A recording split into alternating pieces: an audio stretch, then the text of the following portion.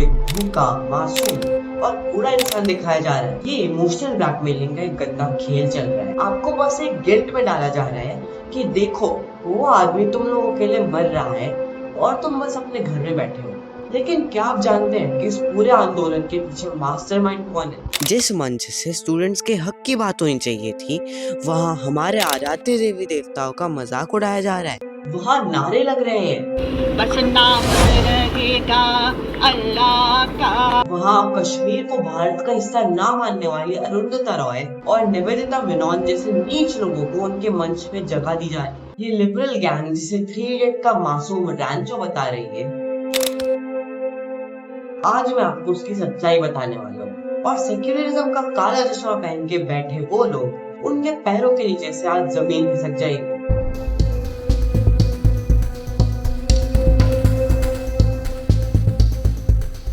नमस्कार दोस्त, पहले उस झूठ का गुब्बारा फोड़ते हैं जो आपके मन में भरा गया है। लद्दाख का सो कॉल्ड क्रांतिकारी कोई गरीब माली का बेटा नहीं है, जैसा आपको 3 इडियट्स मूवी में दिखाया गया था। सोनम वांगचुक के पिता सोनम वांगयाल बड़े नेता रह चुके हैं, जो 1975 में शेख अब्दुल्ला की सरकार में मिनिस्टर रह चुके हैं। मतलब सोनम वांगचुक बचपन से ही रईस थे। तो सोनम वांगचुक की इमेज कुछ ऐसी बनाई गई है कि लोग उन्हें बहुत बड़ा साइंटिस्ट समझते हैं, लेकिन वो कोई साइंटिस्ट नहीं है, वो एक नॉर्मल से इंजीनियर है। यहाँ तक कि उनके नाम पे एक भी पेटेंट भी रजिस्टर्ड नहीं है। ये सिर्फ पीआर का खेल है मेरे दोस्त। साल 2018 सरकार ने एजुकेशन सेक्टर में रेवोल्यूशन लाने के लिए 135 एकड़ की सरकारी जमीन 40 साल के लिए लीज पर दी थी, और बस एक कंडीशन रखी गई थी कि बस 1 साल के अंदर लीज एग्रीमेंट पे साइन करना होगा और इसे यूजीसी या एआईसीटीई से एफिलिएट कराना होगा। पर सोनम वांगचुक ने ना तो एफिलिएशन ली, ना कोई पेपर साइन किए, और तो और रेंटल भी पे नहीं किया। और जब 2023 में एडमिनिस्ट्रेशन ने अपनी जमीन वापस मांगी, तो ये महाशय विक्टिम कार्ड निकाल के आंदोलन जीवी बन गए। बिना पैसे के तो छोटे सा धरना भी नहीं होता, और यहाँ महीनों से वीआईपी टेंट्स लगे हुए हैं। पैसा कहाँ से आ रहा है? दोस्तों, सोनम वांगचुक का एक एनजीओ है, educational and cultural movement of Ladakh के नाम से, SACMO है, और उसकी फंडिंग के तार सीधा जॉर्ज सोरोस की फोर्ड फाउंडेशन और रॉकफेलर जैसे भारत विरोधी फाउंडेशन से जुड़े हुए हैं। और इसी वजह से देश की होम मिनिस्ट्री ने इनकी फॉरेन डोनेशन लेने का FRCA लाइसेंस कैंसिल कर दिया, और इनका लाइसेंस कैंसिल होते ही अगले ही दिन से ये प्रोटेस्ट वायलेंट हो गया। बीजेपी के ऑफिसर्स को टारगेट करा जाने लगा। ये सहयोग है या कोई बड़ा प्रयोग? और अभी और सुनिए, सोनम वांगचुक पिछले साल पाकिस्तान गए थे। क्यों?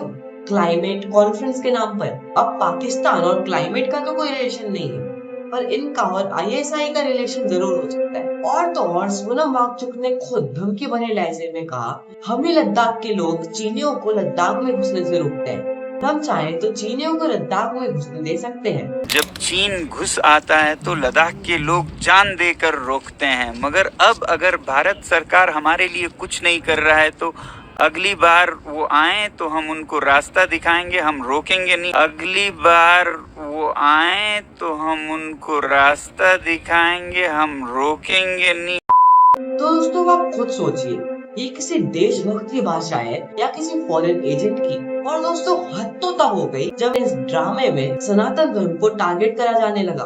कुणाल कामरा जैसे लोग आके भगवान राम का मजाक उड़ाते हैं। देखा है कि ये लोग बस सीता के पति का नाम ले लेके नीता के पति का काम कर रहे हैं। सीता के पति का नाम ले लेके नीता के पति का काम कर रहे हैं। मैं तो इस तरह देखता हूँ कि ये ऐसे राम निकले जो सीता को रावण से छुड़ा के लाए, मगर घर नहीं ले गए, बड़ी बाजार में बिकने के लिए रख दिए, बड़ी बाजार में बिकने के लिए रख दिए।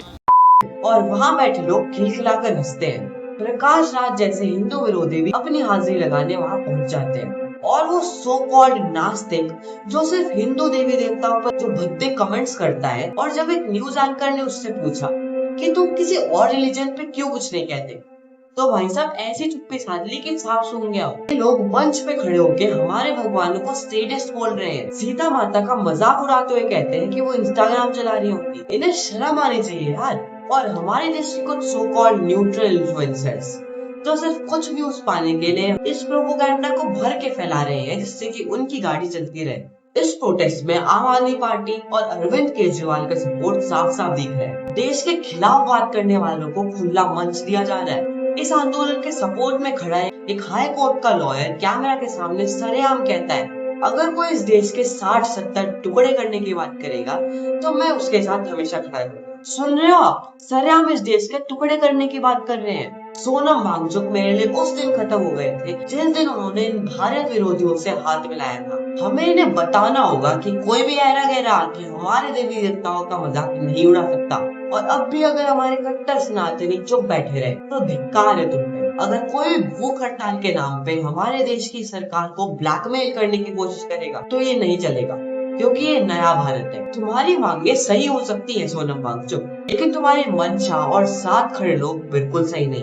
अब फैसला आपको करना है कि आप इस देश विरोधी प्रोपेगेंडा के साथ हैं या अपने देश और सनातन धर्म के साथ खड़े हैं। अगर मेरी बातें आपके दिल को छुई है तो अपने अंदर के देशभक्त को जगाइए। आप इस वीडियो को इतना शेयर कीजिए कि ये वीडियो हर उस शख्स तक पहुंच जाए जो अपनी आंख पर पट्टी बांध के बैठा है, और कमेंट सेक्शन में अपनी राय जरूर बताएं।